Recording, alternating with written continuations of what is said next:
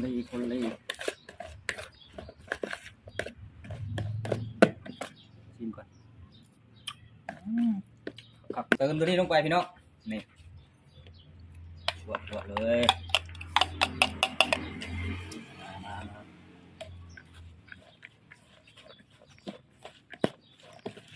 สูตรซาววัง